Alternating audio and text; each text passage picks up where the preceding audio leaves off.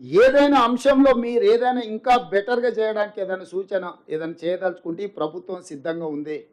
ఎందుకంటే వాళ్ళు కూడా మీ సోదరులే, మన సోదరులే, మన పిల్లలే. ఇప్పుడు ఆ పరీక్షల కోసం వాయిదాలు ఏయమని అడిగేటోళ్ళు గాని, నిరసన తెలిపేటోళ్ళు గాని వాళ్ళెవరో బయటోళ్ళు కాదు మన పిల్లలు.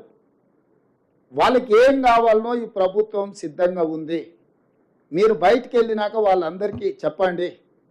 నిరసన తెలపాల్సిన అవసరం లేదు, ధర్నా చేయాల్సిన అవసరం లేదు. ఈ ప్రభుత్వం మీరు చెప్పింది వినడానికి సిద్ధంగా ఉంది.